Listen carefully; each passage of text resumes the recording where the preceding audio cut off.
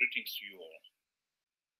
President Emerson Mnangagwa yesterday held his inaugural meeting with the Presidential Advisory Council, recently appointed to assist in bringing in new ideas, policy proposals, and solutions to Zimbabwe's myriad problems. Wrote Dumisani Mnangagwa, editor of the Zimbabwe Independent. Objectively speaking, the initiative is a breath of fresh air. It shows Mnangagwa is willing to listen.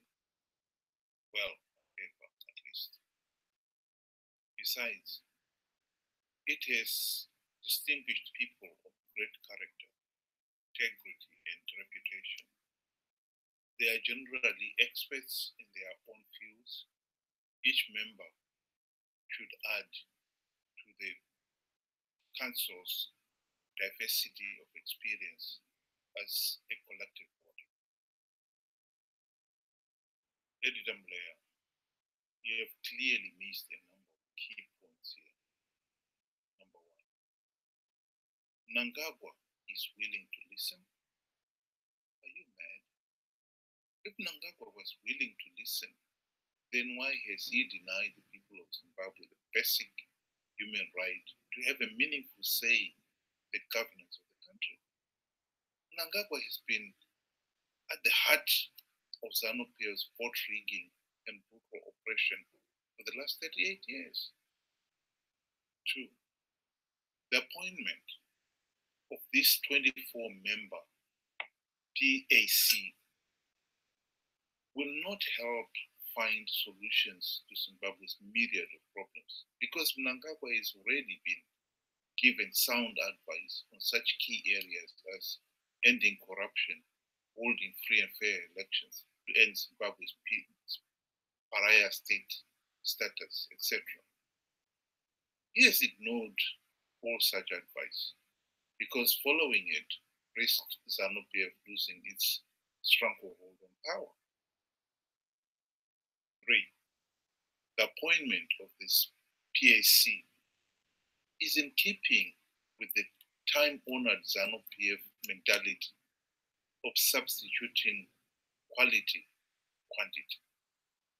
Whilst Ian Smith had governed the country with less than 20 ministers and deputy ministers, at one point Mugabe had one president, two vice presidents, one prime minister, two deputy prime ministers, 30 ministers, 10 deputy ministers, 10 provincial governors, God knows how many executive mayors, etc., etc. Mnangagwa has reduced the size of the cabinet, but only by putting most of Mugabe's cabinet members, permanent secretaries, and other senior civil servants out to pasture on full cabinet member salary and allowance. This PAC is but a second-tier cabinet in all but name.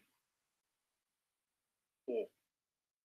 Each and every one of the PAC members is an expert in their field, but that does not mean they have any integrity too. Just because they are rich, it does not necessarily mean they are honest, especially in a country where corruption is rampant. Each and every one of these members know that Mnangagwa rigged last year's elections, and yet they all pretend the elections were free, fair, and credible. But still, they know that as long as Zimbabwe remains a pariah state, ruled by corrupt and vote-rigging thugs, there is no chance the country achieving any meaningful economic recovery.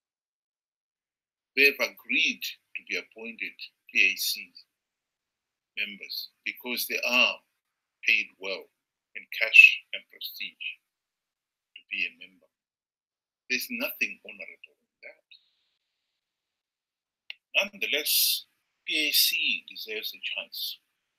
Granted, it must be scrutinized and criticized, but given a try.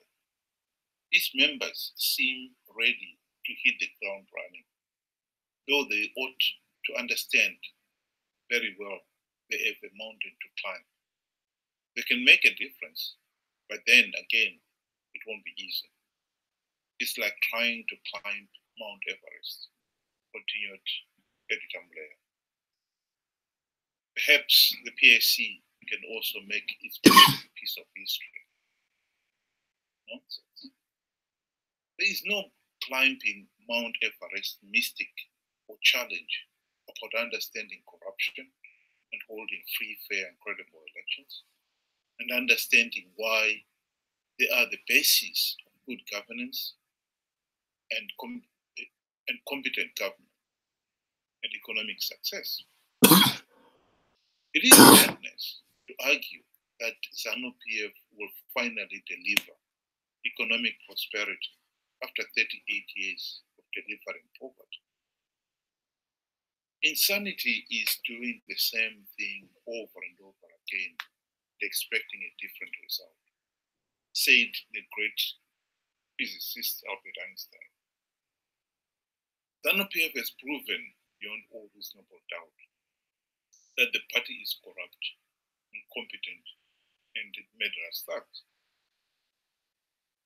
The party rigged last July's elections and therefore have no democratic mandate to govern. It is ZANU-PF we are giving another chance to extend its corrupt, tyrannical rule on the feeble excuse that a corrupt and compromised PAC will achieve the miracle economic recovery, regardless of the inherent wastefulness and inconsistencies of the pariah state. We can differ on some things, but there are others that are so basic and fundamental, it is pointless to argue. As long as Zimbabwe remains a pariah state, ruled by corrupt and vote-rigging thugs, there is no hope of any meaningful economic recovery, much less achieving Vision 2030 upper middle income status Finance Minister Tulingiwe keeps wittering about. Zimbabwe is subject to the same laws of thermodynamics, of economics, etc., as everyone else. What the minister is proposing is voodoo economics. We should concentrate on dismantling the ZANU-PF dictatorship and laying a strong foundation for a free, democratic Zimbabwe, and stop daydreaming about PAC delivering economic recovery while Zimbabwe remains a pariah state. Our first task in dismantling the ZANU-PF dictatorship is to demand that the regime steps down. There is no other way out. We have to grasp the nettle. And the longer we leave it, the longer it's going to be. Things are not going to change of their own accord. We have to change them. Thank you for your time.